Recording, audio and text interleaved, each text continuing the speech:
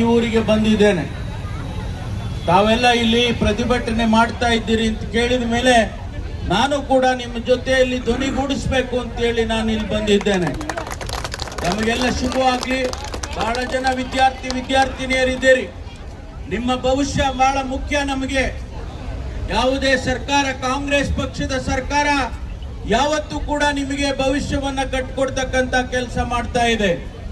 ಇವತ್ತು ರಾಜ್ಯ ಸರ್ಕಾರ, ಮಾನ್ಯ ಮುಖ್ಯಮಂತ್ರಿಗಳು ಶಿವಕುಮಾರ್ ಆಗ್ಲಿ ಅಥವಾ ನಾನಾಗ್ಲಿ, ನಮ್ಮ ಸರ್ಕಾರ 72,000 ಉದ್ಯೋಗಕ್ಕೆ ಇವತ್ತು ರೆಕ್ರೂಟ್ಮೆಂಟ್ಗೆ ನಾವೀಗಾಗಲೇ ನೋಟಿಫಿಕೇಶನ್ ಹೊಡಿಸ್ತಾ ಇದ್ದೇವೆ. ನಿಮ್ಮ ಭವಿಷ್ಯ ಬಹಳ ಮುಖ್ಯ. ಯಾರು ಡಿಗ್ರಿ ಮಾಡಿದ್ದಾರೆ, ಯಾರು ಇಂಜಿನಿಯರಿಂಗ್ ಮಾಡಿದ್ದಾರೆ, ಯಾರು ಮೆಡಿಕಲ್ ಮಾಡಿದ್ದಾರೆ, ಯಾರು BA BSc ಮಾಡಿದ್ದಾರೆ, ಅವರಿಗೆ ಕೆಲಸ ಕೊಡ್ತಕ್ಕಂಥದ್ದು ನಮಗೆ ಬಹಳ ಮುಖ್ಯ. ಅದಕ್ಕಾಗಿ ಮೊದಲನೆಯ ಕಂತು ಇವತ್ತು 72,000 ಹುದ್ದೆಗಳಿಗೆ ಪ್ರಕಟಣೆಯನ್ನ ಮಾಡಿದ್ದೇವೆ. ಮುಂದೆ ಭವಿಷ್ಯದಲ್ಲಿ ಇನ್ನೂ ಹೆಚ್ಚಿನ ರಿಕ್ರೂಟ್ಮೆಂಟ್ಗಳನ್ನು ಸರ್ಕಾರದ ವತಿಯಿಂದ ಮಾಡ್ತೇವೆ ಅಂತಕ್ಕಂಥ ಭರವಸೆ ಮಾತನ್ನು ಕೂಡ ನಾನು ಈ ಸಂದರ್ಭದಲ್ಲಿ ಹೇಳ್ತೇನೆ. ನಿನ್ನೆ ತಾನೇ ಪರಿಶಿಷ್ಟ ಜಾತಿ ಜನಾಂಗದ ವಿದ್ಯಾರ್ಥಿಗಳು ನನಗೆ ಒಂದು ಮೆಮೊರಾಂಡಮ್ ಅನ್ನ ಕೊಟ್ಟರು. ನಮಗೆ ಬ್ಯಾಕ್ಲಾಗ್ ಹುದ್ದೆಗಳನ್ನ ನೀವು ಕೊಡಿಸ್ಬೇಕು ಅಂತಕ್ಕಂಥ ಬೇಡಿಕೆಯನ್ನ ನನ್ನ ಮುಂದೆ ಇಟ್ಟರು. ಅವರಿಗೂ ಕೂಡ ನಾನು ಭರವಸೆಯನ್ನು ಕೊಟ್ಟಿದ್ದೇನೆ.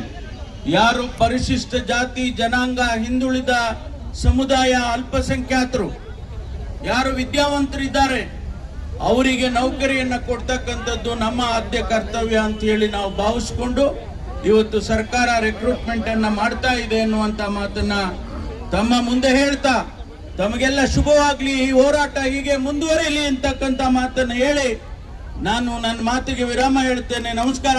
ಜೈ ಹಿಂದ್, ಜೈ ಕಾಂಗ್ರೆಸ್. ಕಲ್ಪಿಸಿಕೊಟ್ಟಿದ್ದಾರೆ.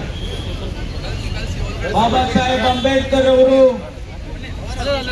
ಸಂವಿಧಾನದಲ್ಲಿ ತಿಳಿಸಿದ್ದಾರೆ, ಪ್ರತಿಯೊಬ್ಬ ಪ್ರಜೆಗೂ ಕೂಡ ಶಿಕ್ಷಣ ದೊರಕಬೇಕು. ಅದರ ಜವಾಬ್ದಾರಿಯನ್ನ ಸರ್ಕಾರಗಳು ವಹಿಸಬೇಕು ಅಂತೇಳಿ ಸಂವಿಧಾನದಲ್ಲಿ ಬರೆದಿಟ್ಟಿದ್ದಾರೆ. ಪ್ರತಿಯೊಂದು ರಾಜ್ಯದಲ್ಲಿ ಕೂಡ ವಿಶೇಷವಾಗಿ ಉನ್ನತ ಶಿಕ್ಷಣಕ್ಕೆ ಅವಕಾಶವನ್ನ ಕಲ್ಪಿಸಿಕೊಡ್ತಕ್ಕಂಥ ಕೆಲಸವನ್ನ ಮಾಡಿದ್ದಾರೆ. ಕರ್ನಾಟಕ ಇಡೀ ದೇಶದಲ್ಲಿ ಉನ್ನತ ಶಿಕ್ಷಣವನ್ನ ಕೊಡೋದ್ರಲ್ಲಿ ಮುಂಚೂಣಿಯಲ್ಲಿದೆ ಅಂತೇಳಿ ಬಹಳ ಹೆಮ್ಮೆಯಿಂದ ಹೇಳಬೇಕಾಗುತ್ತೆ. ಲಕ್ಷಾಂತರ ಜನ ವಿದ್ಯಾರ್ಥಿಗಳು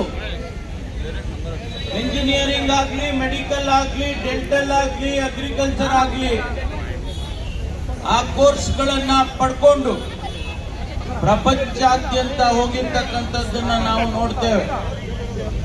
ಕರ್ನಾಟಕದಲ್ಲಿ ಇಡೀ ದೇಶದಲ್ಲಿ ಪ್ರಥಮ ಬಾರಿಗೆ CET ಮಾಡಿದ್ದು